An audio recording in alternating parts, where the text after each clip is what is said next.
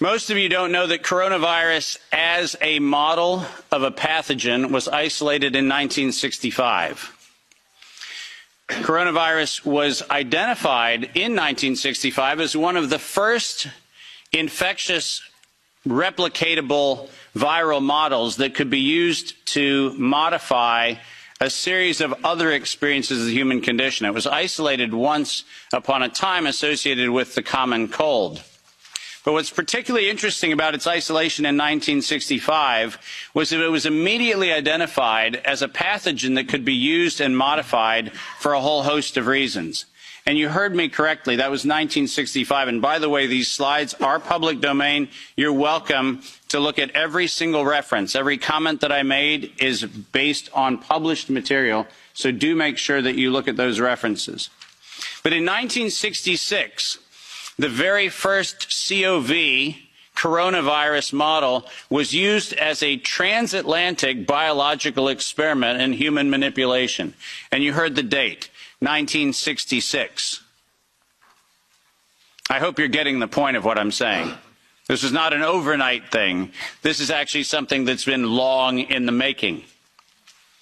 A year before I was born, we had the first transatlantic coronavirus data sharing experiment between the United States and the United Kingdom.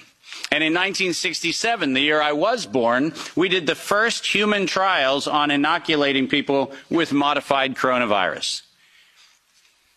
Isn't that amazing? 56 years ago, the overnight success of a pathogen that's been 56 years in engineering. And I want that to chill with all of you. Where were we when we actually allowed, in violation of biological and chemical weapons treaties, where were we as a human civilization when we thought it was an acceptable thing to do to take a pathogen for the United States and infect the world with it? Where was that conversation? And what should have been that conversation in 1967? That conversation wasn't had. Ironically, the common cold was turned into a chimera in the 1970s. And in 1975, 1976, and 1977, we started figuring out how to modify coronavirus by putting it into different animals, pigs and dogs. And not surprisingly, by the time we got to 1990, we found out that coronavirus as an infectious agent was an industrial problem for two primary industries, the industries of dogs and pigs. Dog breeders and pigs found that coronavirus created gastrointestinal problems, and that became the basis for Pfizer's first spike protein vaccine patent, filed, are you ready for this, in 1990. Did you hear what I just said? 1990. Operation Warp Speed? I'm sorry. Where's the warp and the speed? Pfizer, 1990, the very first spike protein vaccine for coronavirus. Isn't that fascinating? Isn't it fascinating that we were told that, well, the spike protein is a new thing. We just found out that that's the problem. No.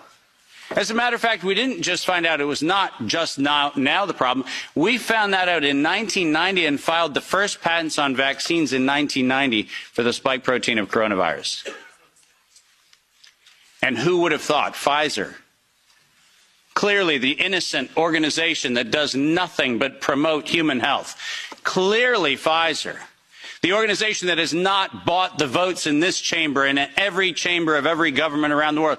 Not that Pfizer. Certainly they wouldn't have had anything to do with this. But oh yes, they did. And in 1990, they found out that there was a problem with vaccines. They didn't work. You know why they didn't work? It turns out that coronavirus is a very malleable model. It transforms and it changes and it mutates over time. As a matter of fact, every publication on vaccines for coronavirus from 1990 until 2018, every single publication concluded that coronavirus escapes the vaccine impulse. because it modifies and mutates too quickly for vaccines to be effective. And since 1990 to 2018, that is the published science, ladies and gentlemen. That's following the science. Following the science is their own indictment of their own programs that said it doesn't work. And there are thousands of publications to that effect, not a few hundred, and not paid for by pharmaceutical companies. These are publications that are independent scientific research that shows unequivocally, including efforts of the chimera modifications made by Ralph Baric and the University of North Carolina, Chapel Hill. All of them show vaccines do not work on coronavirus. That's the science. And that science has never been disputed. But then we had an interesting development in 2002. And this date is most important. Because in 2002, the University of North Carolina, Chapel Hill patented, and I quote, an infectious replication defective clone of coronavirus. Listen to those words, infectious replication defective. What does that phrase actually mean? For those of you not familiar with language, let me unpack it for you. Infectious replication defective means a weapon. It means something meant to target an individual, but not have collateral damage to other individuals. That's what infectious replication defective means. And that patent was filed in 2002 on work funded by NIAID's Anthony Fauci from 1999 to 2002, and that work, patented at the University of North Carolina, Chapel Hill, mysteriously preceded SARS 1.0 by a year. Dave, are you suggesting that SARS 1.0 wasn't from a wet market in Wuhan? Are you suggesting it might have come from a laboratory in the University of North Carolina, Chapel Hill? No, I'm not suggesting it. I'm telling you that's the facts. We engineered SARS. SARS is not a naturally occurring phenomenon. The naturally occurring phenomenon is called the common cold. It's called influenza-like illness. It's called gastroenteritis. That's the naturally occurring coronavirus. SARS is the research developed by humans weaponizing a life system model to actually attack human beings. And they patented it in 2002.